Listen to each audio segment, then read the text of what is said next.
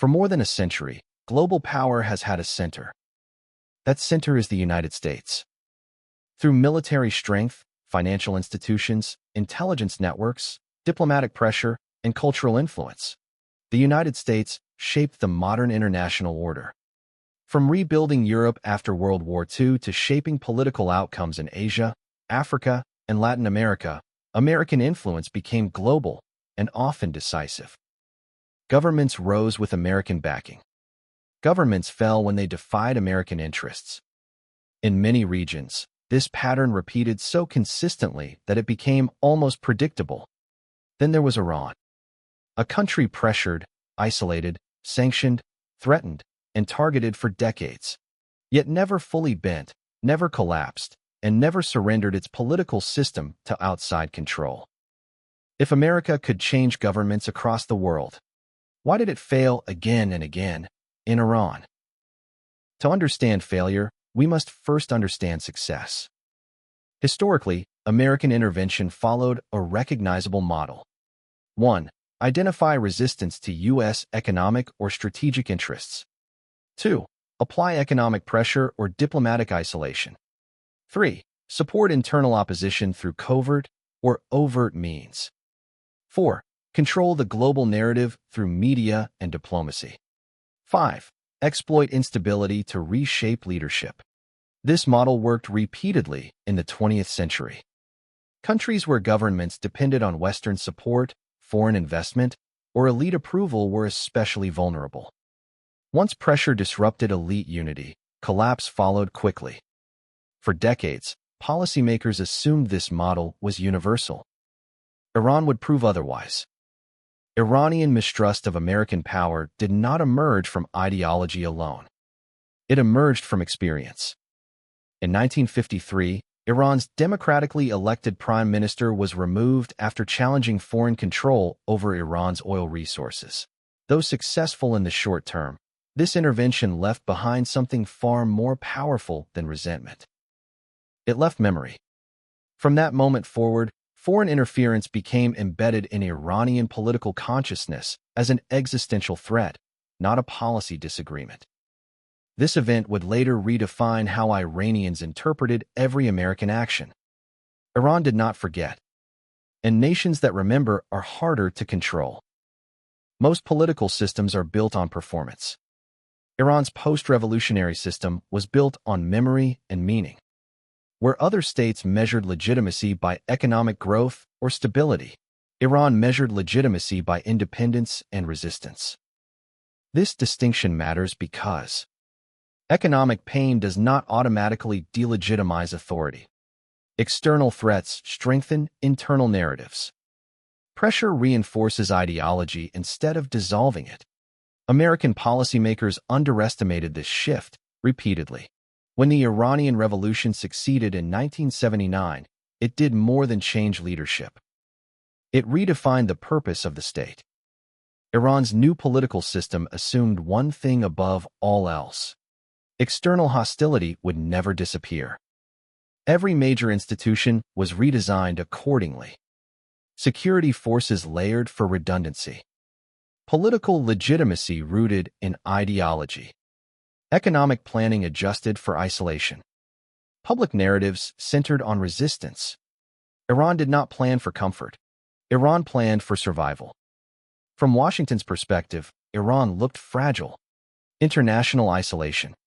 Economic vulnerability. Internal diversity. Political complexity. In other regions, these conditions led to rapid collapse. But Iran's system behaved differently. Instead of elite fracture, pressure produced consolidation. Instead of rebellion, pressure produced defiance. Instead of collapse, pressure produced adaptation. The harder Iran was pushed, the more coherent it became. One of the most persistent American errors was treating Iran as a leader problem.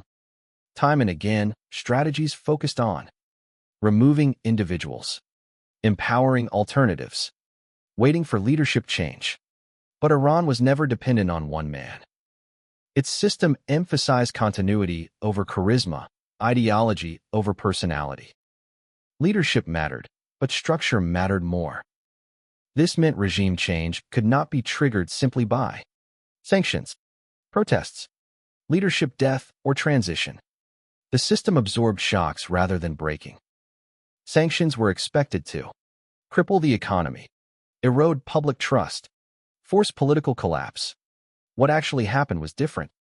Sanctions taught Iran how to operate outside formal systems, how to build domestic alternatives, how to frame hardship as resistance.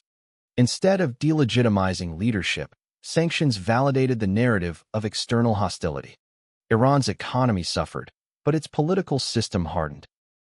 In many countries, hardship creates revolt. In Iran, hardship reinforced a core belief. Submission invites domination. This belief transformed suffering into purpose. Citizens might criticize policies, protest conditions, or demand reforms, but foreign pressure united them around sovereignty. This psychological factor is where many analytical models failed. They measured cost, but ignored meaning. By the end of the first decades of pressure, one reality was clear. America was not dealing with a conventional state. It was confronting a resistance-based political identity, and that identity would shape every failure that followed. Backhand index pointing right: if pressure couldn't break Iran early, what made policymakers believe it would work later? After the Iranian Revolution, American policymakers believed one core idea would eventually prove true. No system can survive indefinite pressure. This belief shaped decades of policy. Each new administration changed the method, but not the assumption. If sanctions failed, tighten them. If isolation failed, escalate rhetoric. If diplomacy failed, return to pressure. If pressure failed, wait for collapse. But Iran did not collapse. Instead, every strategy revealed a deeper misunderstanding of how the Iranian system actually functions. In the Cold War era, covert intervention was often decisive. Intelligence agencies helped remove leaders, manipulate political outcomes, and destabilize governments from within. This worked best in countries where political legitimacy was shallow, elites were fragmented, security forces lacked ideological cohesion. Iran after 1979 was the opposite. The state had already internalized the lesson of 1953. As a result, intelligence penetration was anticipated. Political institutions were designed for suspicion. Loyalty was ideological, not transactional. Covert influence did not disappear, but its impact diminished sharply. You cannot secretly overthrow a system that expects you to try. Sanctions became the central tool of American policy toward Iran. The logic seemed airtight. Cut Iran from global markets. Create economic hardship. Turn society against leadership. 1. Externalizing blame. Iran's leadership consistently framed sanctions as foreign aggression, not domestic failure. Over time, this framing became normalized. 2. Elite insulation. Power centers were shielded from direct economic exposure. Sanctions hurt society, but did not fracture decision-makers.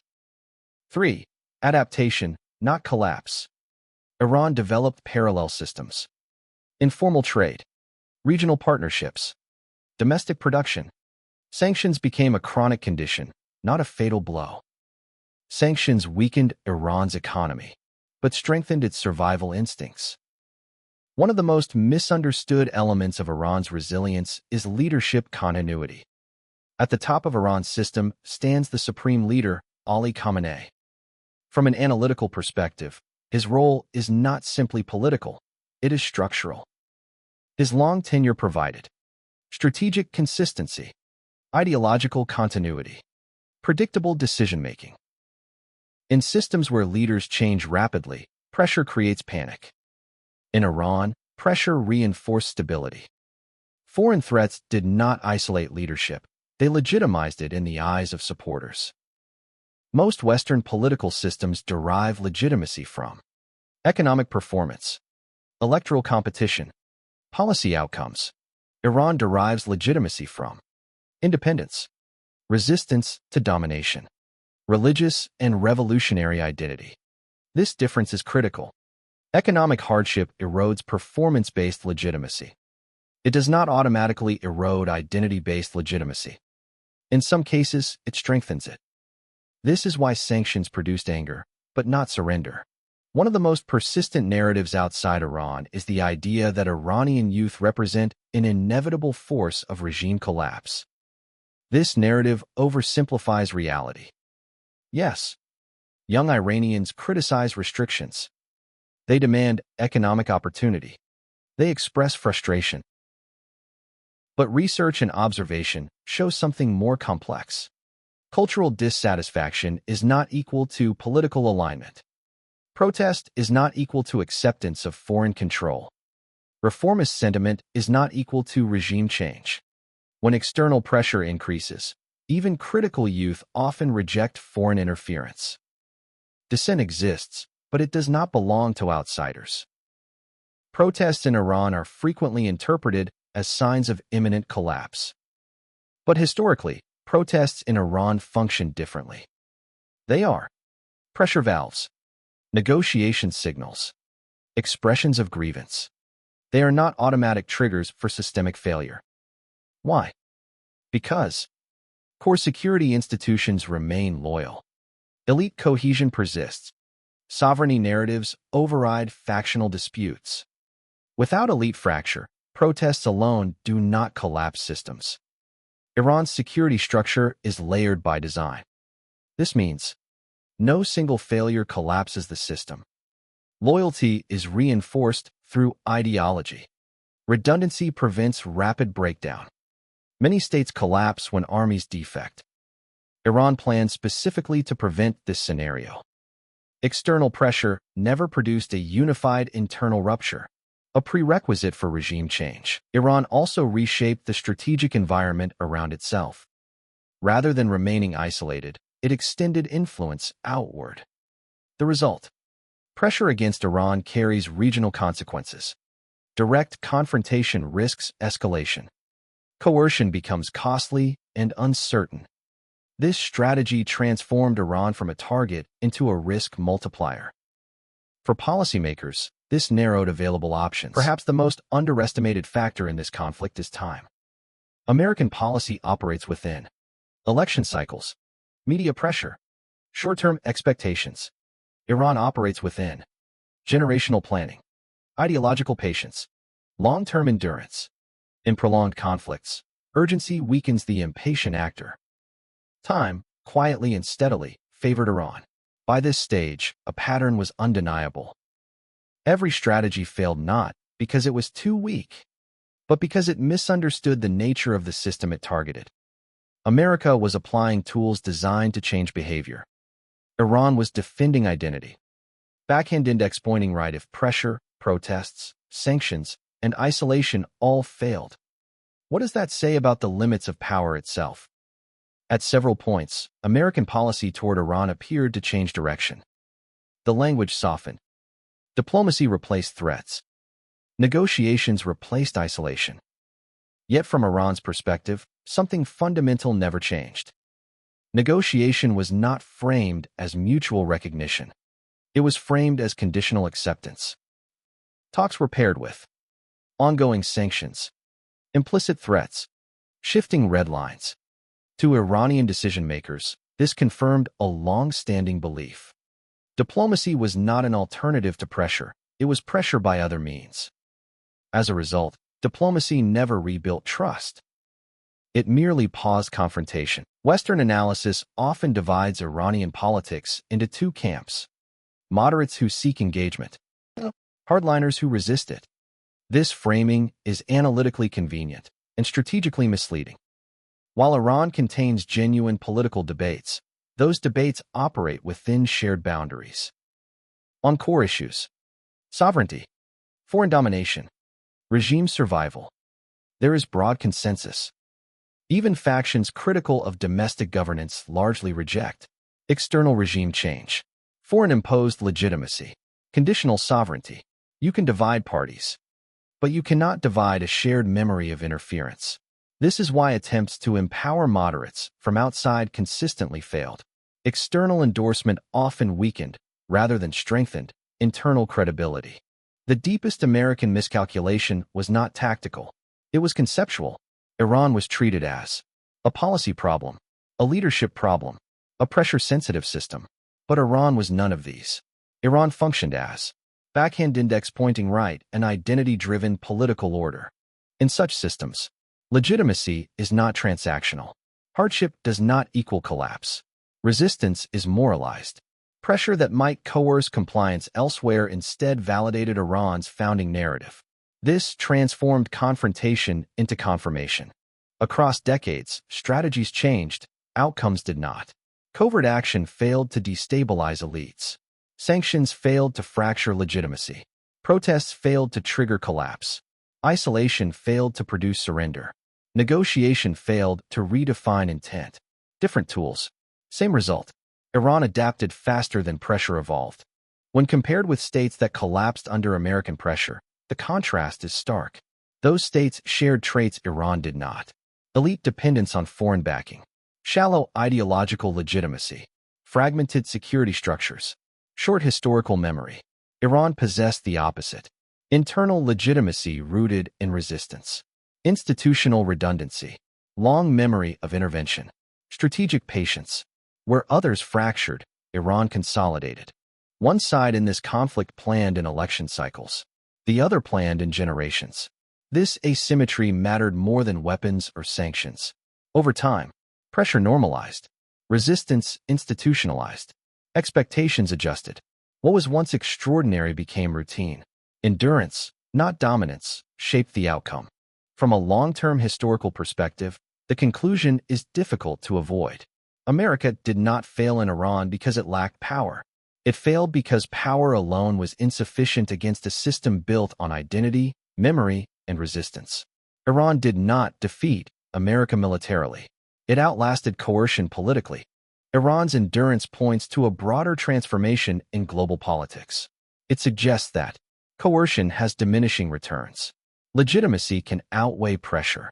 Identity-based systems resist external control more effectively than expected. This does not mean power is irrelevant. It means power has limits. So the question is no longer only about Iran. It is about the future of influence itself.